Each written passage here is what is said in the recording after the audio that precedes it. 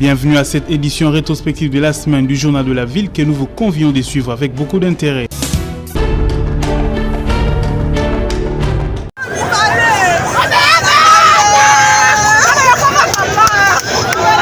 Drame à Kinshasa ce mercredi 2 février 2022 dans la commune de Mongafula, au marché Matadi Kibala. Plus de 20 personnes ont trouvé la mort, électrocutées par la coupure d'un câble de haute tension des SNEL qui transporte le courant électrique de Inga vers les provinces. Alertés par cet événement malheureux qui a coûté la vie à plusieurs Congolais, quelques autorités du pays se sont rendues sur place pour faire le constat avant la levée des corps. Il s'agit entre autres du Premier ministre, du vice-premier ministre de l'Intérieur, le gouverneur de la ville de Kinshasa et le ministre de la Communication pour ne citer que cela.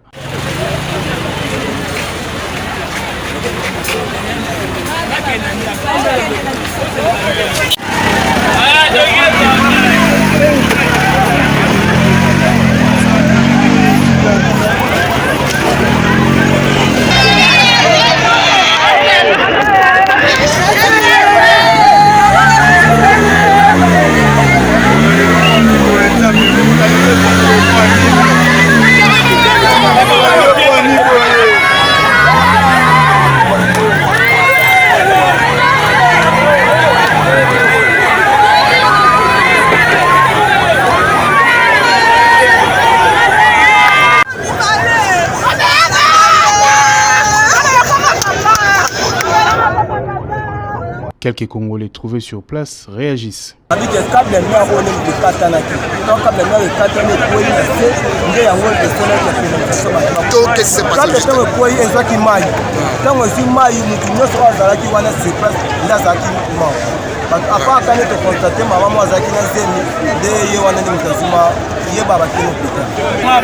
de 64 morts.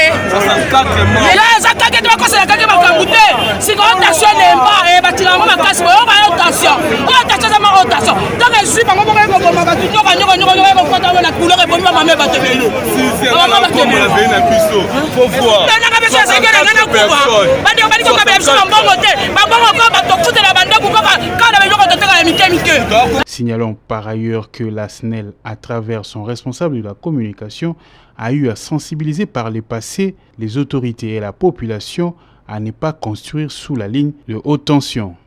Mais si on a une ligne de maloti liki batu ba ikotonga tala kanda ko ezana sima na bité ba maswango so batele makandenge nini tozo ebisa bande ko na biso okoki ko tonga ndako na se ya ligne te belela na l'état congolais gouvernement ndenge ba population lobaka atalela biso likambo yenda za na ministère ya titre foncier baya ko buka banda ko nyonso pona ko faciliter biso accès na ba ligne.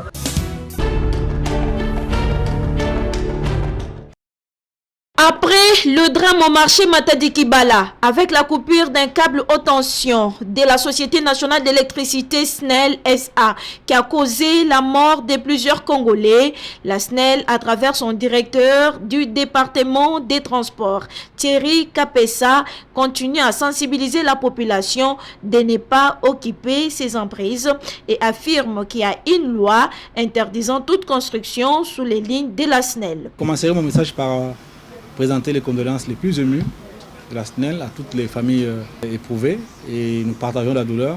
Cette ligne date de longtemps, c'est une ligne qui a servi, pour ceux qui ne le savent pas, au secours de la ville de Kinshasa autour des années 98, quand on a eu de grands problèmes au niveau de Inga. Donc depuis cette date jusqu'à aujourd'hui, c'est la première fois que nous enregistrons un incident aussi majeur. Ça veut dire que nous ne pouvons pas imputer ce genre d'incident à la maintenance. Ça n'a vraiment pas un lien direct. Ce qui est vrai, c'est que ce jour-là, il pleuvait. Il y avait une forte pluie dans la matinée et il se trouvait qu'un marché se trouvait à un endroit où il ne devait pas être. Comme vous le savez, nos servitudes sont protégées par la loi qui interdit les constructions et toute forme d'organisation en dessous de nos plateformes. SNEL a, depuis plusieurs années, rappelé les dispositions de la loi et nous avons écrit aux différents responsables, à tous les échelons de responsabilité de la République pour que cette situation d'occupation illégale de nos plateformes cesse. Et depuis plusieurs mois maintenant. Nous avons accéléré par des campagnes de sensibilisation, par des vidéos. Notre équipe de la cellule de communication est en train de passer pratiquement par plusieurs chaînes pour appeler la population au respect de la loi et aussi à l'autorité de faire appliquer la loi. Il n'y a pas que les endroits où on a construit, où nous déplorons aujourd'hui.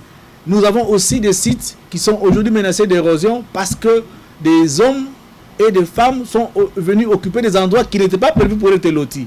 La SNEL SA, à travers son DDT, rassure le public que ces matériels de transport électrique sont bien entretenus et modernisés. Nos lignes sont non seulement bien entretenues, mais aussi nous sommes depuis 2007-2008 par là, dans une campagne de réhabilitation et de modernisation de nos infrastructures. Vous avez vu dernièrement, on a été à Inga pour les postes de dispersion d'Inga. Nos lignes qui avaient des protections analogiques sont tous équipées maintenant de protection numérique. Pour ce qui concerne cette ligne-là, c'est vrai qu'elle n'a pas fait l'objet d'une réhabilitation, modernisation, mais les disjoncteurs qui est au départ des Zongo, ces disjoncteurs nous avons 9 que nous avons installés en juillet de l'année dernière. Donc pour ceux qui connaissent un peu la technique, la protection qui est dessus, c'est la protection des bacs Cyprotec. Donc nos lignes sont bien protégées et bien maintenues avec un programme qui est établi pour l'année entière, pour l'ensemble de nos 82 postes que nous avons dans la République, avec toutes les tranches qu'il y a dessus, donc le nombre des travées que nous trouvons. Et nous avons un parc de 9200 km de lignes. Et c'est pour cette raison que vous avez vu SNEL a acquis tout récemment un hélicoptère que nous comptons mettre en service dans les meilleurs délais parce qu'il y a un petit souci avec Airbus pour l'équipage surtout. Donc nous sommes en train de nous équiper en dehors des visites pédestres que nos hommes font pour contrôler nos lignes. Nous déplorons et nous les rappelons, cette occupation de nos plateformes dérange les systèmes tels qu'ils sont conçus.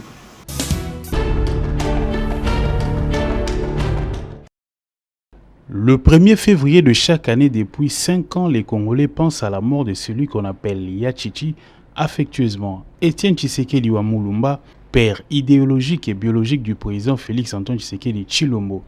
Le 1er février 2022, ils étaient nombreux à se rendre au mausolée construit dans la commune de Lantsele à l'honneur du Sphinx délimité pour honorer sa mémoire. Plusieurs drapeaux de partis politiques ont flotté à côté d'une mobilisation forte de la population.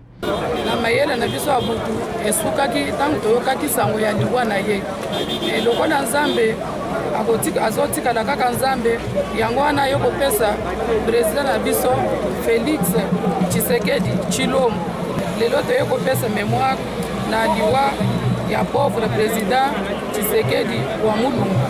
La Convention pour les renouveaux et la démocratie, parti cher à Mosoko Diamponga, le président de l'Assemblée nationale, était également représenté dans la commune de Lantsele pour rendre un digne hommage à celui qui est considéré comme le père de la démocratie en République démocratique du Congo.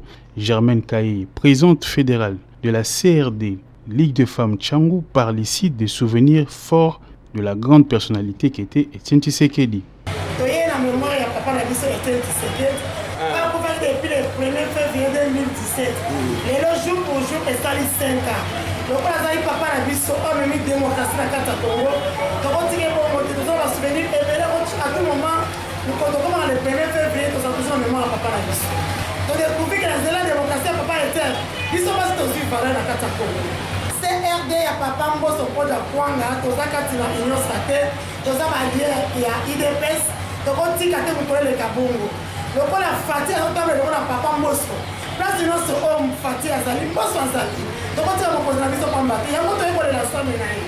Il y a lieu de noter par ailleurs que le président de la République Félix Antoine Tshisekedi Tshilombo a dévoilé pour la circonstance les mausolées Étienne Tshisekedi.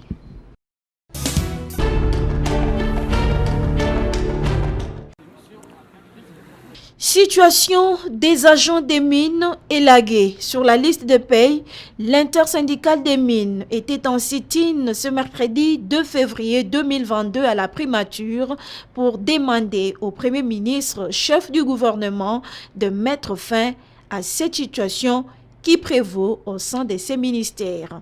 Sur place, la délégation de l'intersyndicale des mines conduite par Yapai Makengo, a déposé la lettre au Premier ministre à travers ses 2 conseillers principaux, lettre dans laquelle l'intersyndicale des mines exige une réponse favorable et c'est dans 72 heures. Yapai Makengo est porte-parole de l'intersyndicale des mines. Nous voilà ressortir de l'audience accordée par la primature. Nous étions reçus par les 2 conseillers principaux du Premier ministre. Nous avions donné nos idératas pour dire que Madame ministre des Mines n'a aucun pouvoir de retourner les agents des ministères des Mines matriculés. Ça fait 4 ans d'existence de ces agents qui sont primés, commissionnés dans les différentes banques de la République démocratique du Congo, qui sont aujourd'hui payés certains dans leur salaire parmi les 22 000 agents qui venaient d'être mécanisés par le gouvernement de la République. C'est pourquoi nous avons donné au Premier ministre, au biais de ses conseillers, 72 heures pour que notre lettre soit répondue afin de prendre une décision générale à ce qui concerne tous les arrêtés que le ministre de la fonction publique prend à ses attributions légaliennes. À en croire l'intersyndicale des mines, les agents élagués sont dans leurs droits car régularisés depuis 2018. Si rien n'est fait, l'intersyndicale des mines usera de tous ses moyens pour que les agents élagués rentrent dans leurs droits. Nous n'avons jamais vu des Ngoulous. Les Ngoulous habitent dans des porcheries. Les Ngoulous ne peuvent pas venir habiter dans une administration quelconque. Les infiltrés sont des Rwandais, les infiltrés sont des Burundais. Mais si ce sont des Congolais qui sont ici régulièrement, des pères et des mères, qui se retrouvent au ministère des Mines, qui va vous dire que ce sont des infiltrés? Lancé à Kabeya Kamwanga, province du Kasaï oriental, par le professeur Tony Mwabakazadi, ministre de l'enseignement primaire, secondaire et technique, le 4 octobre 2021, la campagne Pas d'école sans banc vient d'atterrir dans la commune de Kalamou, au quartier Yolo, où 150 bancs ont été offerts à l'école primaire 5 et 6 du complexe scolaire Saint-Gabriel. Sous l'impulsion du professeur Tony Mwaba, le directeur général du Fonds de promotion de l'éducation a procédé à la remise de ces bancs au nom du ministre qui était représenté par son conseiller Maître Yves. À son tour, le député Florent Lébé a rappelé que j'ai été saisi par les jeunes du quartier Yolo Nord 1, comme je l'avais dit, et je le félicite de leur sens de responsabilité depuis février 2014. Et j'ai mis la machine en marche. Comme je vais expliquer, il y avait d'abord l'étape de récupération des bâtiments, de stopper la spoliation, et puis l'étape de passer à l'acte moi-même. Avec l'appui certainement de son excellence par ses délégués, nous allons voir comment clôturer, comment projeter la clôture de cet espace. Sinon, ça sera encore mal utilisé par les jeunes gens, pas voyous, mais peut-être mal encadrés dans leur famille. Au nom du ministre, Yves Osakano Omolé a pris la parole pour saluer l'engagement des enseignants et des parents pour maintenir cette école en marche en dépit des vicissitudes connues. Rassurez-vous que comme honorable Lébé, n'est-ce pas, a saisi son excellence le 5 janvier et avec spontanéité, son excellence a répondu et aujourd'hui nous sommes le premier. Il y a le banc. Je vous rassure que déjà, son excellence en arrivant avait mis une commission pour répertorier les écoles qui ont été spoliées et je crois que la justice va faire son travail là-dessus. Rappelons que le complexe scolaire Saint-Gabriel a été créé en 1954. L'EP 5 et 6 Yolo Nord, organisé au départ 36 classes. À ce jour, elle organise 12 classes réparties en 2 sessions, celle du matin avec ses 275 élèves ainsi que celle de l'après-midi avec des 150 élèves dirigés respectivement par Madame Ikuluvi Wamas Béatrice et Mutombo Mbouyi Dieudonné.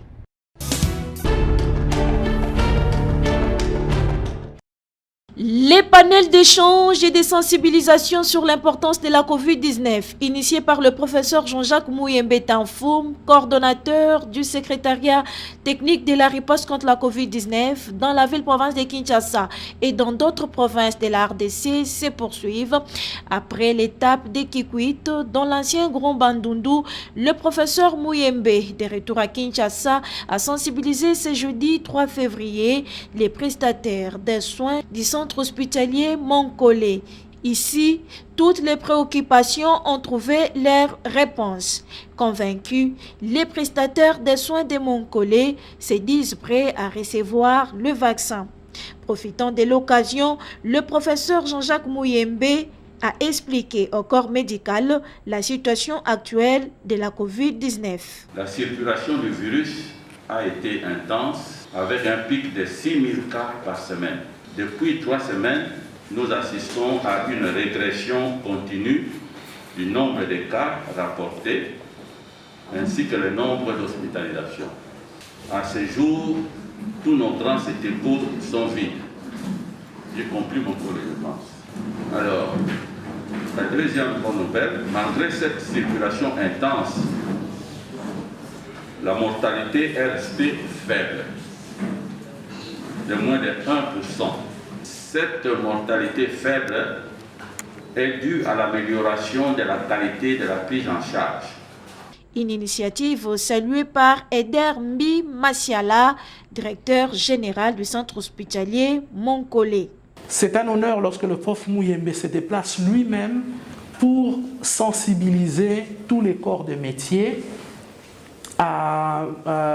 les sensibiliser pour que ces personnes prennent conscience du relais qu'elles-mêmes doivent faire auprès de leurs proches pour que nous puissions tous parvenir à éradiquer cette maladie. La vaccination qui est un des moyens efficaces pour lutter contre la COVID-19.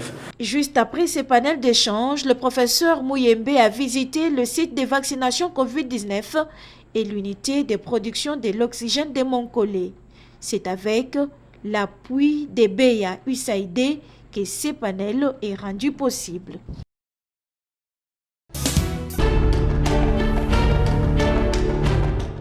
Les travaux de réfection de l'avenue Pumbu ont démarré depuis quelques jours à la grande satisfaction des usagers de cette voie. Cependant, un des usagers, Jean Mangalibi, déplore le fait que la canalisation d'eau n'est pas construite dans les normes, faute d'espace occupé inutilement. Les pareils projets avec une Bopeto, ce sont des projets momentanés. Quand il y a un intérêt public, ça peut se déplacer. L'autre palissade qu'on voit là-bas par rapport au projet qui est là, ça fait pratiquement plus de 3 ans qu'ils font plus de travaux. Au cas où il y a des fils de fibre optique en dessous, ça peut se déplacer. Parce que sincèrement, je trouve ça inacceptable. Qu'une route qui pouvait être bien axée à cause de ces pareils projets, on doit pénaliser l'intérêt public. On a eu à vouloir implanter ces projets. Vous savez qu'à Kinshasa, on a un sérieux problème avec la gestion des eaux. Pour dire que nous devons arriver à évoluer. De l'autre côté, nous allons voir les gens de canalisation qui avaient dans le temps ces boulevards de transition, qui faisaient à ce que l'eau pouvait ruisseler, il y a une partie qui est absorbée dans la terre. Ça permettrait à ce qu'on ne puisse pas déverser une grande quantité d'eau dans les égouts, que nous sommes bel et bien conscients que ça ne peut pas supporter ces volumes d'eau.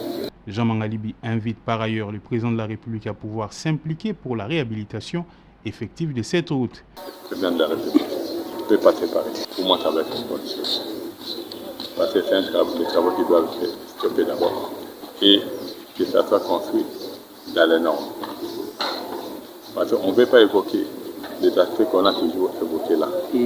L'entreprise qui construit, un partenaire public-privé, la durée des travaux, les montants de financement, quels sont les matériaux. On ne peut pas entrer là-dedans. Aujourd'hui, c'est les règles de l'art dans la construction ou dans la gestion de notre environnement. Grande et la joie qui a caractérisé les fidèles chrétiens catholiques de la paroisse Saint-Augustin d'Elemba qui, à l'initiative de la commission des intellectuels et cadres dirigeants de cette paroisse que dirige Jean-Marie Tantoumé, a rendu hommage au bâtisseur, le révérend père d'Esquet, Paul Lepoutre, troisième curé de la paroisse Saint-Augustin d'Elemba, dans une messe spéciale dite par l'abbé vicaire Serge Kibaou le 26 janvier 2022. Le père Paul Lepoutre, célébré à ces jours, a totalisé 86 ans de vie sur la terre des hommes. Vivant, il reste en Belgique. Et bien avant l'anniversaire du bâtisseur de la paroisse Saint-Augustin d'Elemba, la commission des intellectuels et cadres dirigeants catholiques a célébré les 99 ans de papa Daniel Palambois, le 85 ans de papa Édouard Bikoulou, le 22 octobre 2021, et de papa Jean-Marcel Ntumba, le 14 janvier 2022. Tous trois d'Nkumu de la paroisse Saint-Augustin qui ont servi la paroisse avec joie, à l'exemple d'Nkumu Palambois qui, à 99 ans, est toujours debout pour diriger la chorale, telle que témoignent ces images.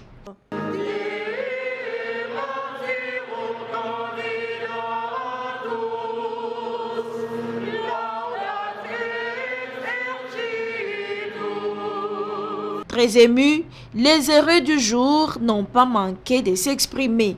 Les impressions vont vers le Seigneur qui m'a gardé jusqu'à cet âge, dans la mesure où ce n'est pas donné à tout le monde d'atteindre cet âge. Je ne fais que le remercier. C'est une grâce et Dieu qui nous aime fait grâce à chacun de nous. Je suis heureux que j'ai été protégé contre vent et marée.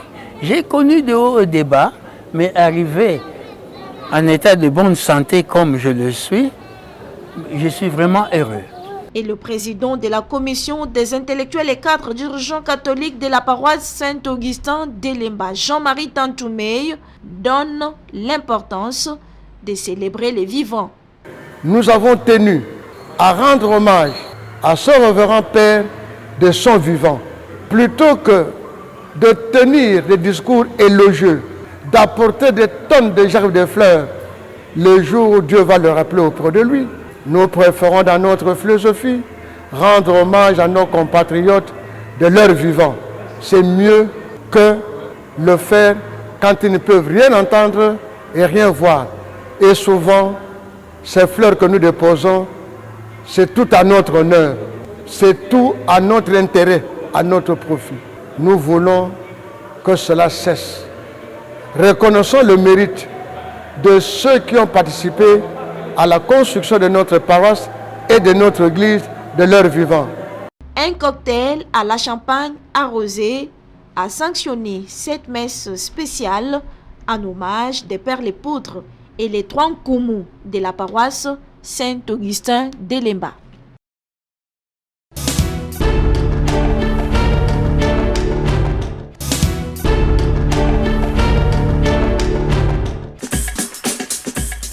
Fin de cette session d'information rétrospective. Merci de l'avoir suivi et déjà bon début de semaine à tous.